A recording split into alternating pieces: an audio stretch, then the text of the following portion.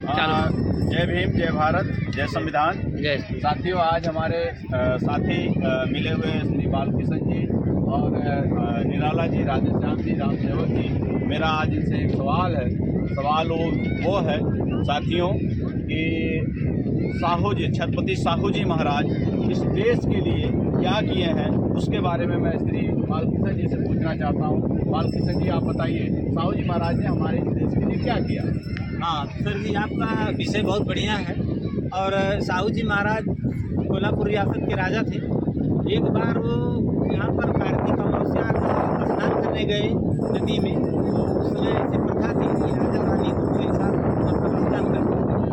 तो रानी स्नान करके बाहर निकल गई, राजा स्नान कर रहे थे। उसी समय एक उनके मित्र थे, ब्राह्मण मित्र, वो आए। तो समय जो ब्राह्मण राजा की तरफ से जो मतलब मेहमान होता था, वो ब्राह्मण जो है राजा जब स्नान करता है तो वहाँ वेदों का मंत्रोच्चार करते हैं। तो वो जो भट्ट थे उन्होंने पुराण युक्त मंत्र पढ़ने का काम कर रहे थे।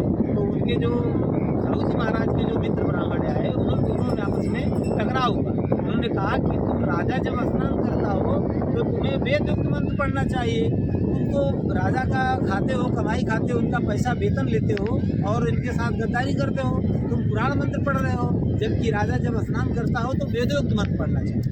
तो दोनों में आपस में विवाद हुआ। साहू जी महाराज दोनों जन का वार्तालाप देख रहे थे। साहू जी महाराज उस समय भी बहुत अच्छा खासा पढ़े लिखे थे। ये बात नहीं है कि ऐसे अनपढ़ राजा थे। वो उस समय जो मिशनरी स्कूलों थे उसमें से वो बहुत अच्छा पढ़े थे। सामाजिक ज्ञान हर चीज़ का बहुत अच्छा था उनके पास। तो उन्होंने देखा कि देश के लिए उन्होंने उस देश के लिए उन्होंने क्या किया। तो उनको ये समझ में इस बात को आया कि वो इसलिए कि जो उनका ब्राह्मण मित्र था उनसे दोनों में आपस में बहस हुआ। उन्होंने कहा नहीं, ये राजा जो क्षत्रिय राजा होता है उसके नहाने पर, स्नान करने पर वेद योग मंत्र पढ़ा जाता है, और जब ये राजा शूद्र है तो हम पुराण मंत्र पढ़ेंगे, हम अपनी जगह पे सही है। ऐसा दोनों का विचारधारा हो बात कर रहे थे।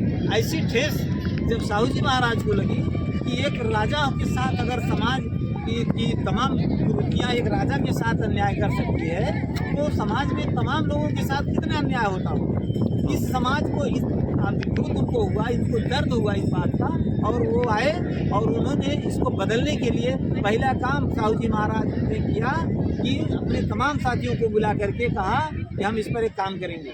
तो साहू जी महाराज ने गंगाराम कांबले नाम के एक व्यक्ति को 5 किलो शक्कर, 5 लीटर दूध, 1 किलो चाय पत्ती दिया, और उन्होंने कहा कि तुम हमारा जो मेन गेट है, राजा को बाहर निकलता है, उस मेन गेट पे तुम चाय की दुकान खोलो, चाय पीने मैं आऊँगा। ऐसा भारत का पहला राजा ऐसे हुए छत्रपति साहू जी महाराज, जिन्होंने इस समता विषमता को एक नई रास्ता बताए और जुआ छूत को एक नई धारा दी कि भाई ये जुआ छूत बेकार है, मानव में भेद कर दिया। इसको जो है उन्होंने बहुत अच्छा काम किया।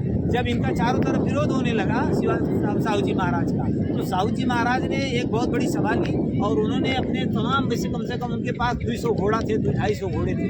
उन्होंने कहा कि आदेश दिया कि सब घोड़ों को 2 दिन के लिए खाना ना दिया, और उन्होंने कई बोरे चने भिगवा करके और एक जगह गिरवा दिया गया और बहुत ऊंचा सा मचान बनवाया गया।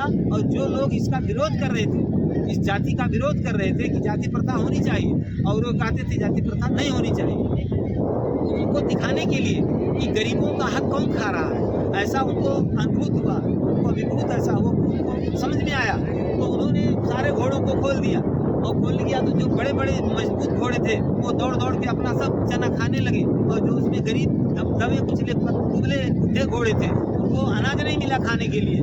तो उन्होंने कहा देखिए, समाज यही दशा जो है समाज की है। जो अमीर है, जो मजबूत है, वो ताकतवर है, वो खाना खा रहा है, और जो गरीब है, वो ताकत नहीं जिसके पास है, वो खाना नहीं खा रहा, भूखा है।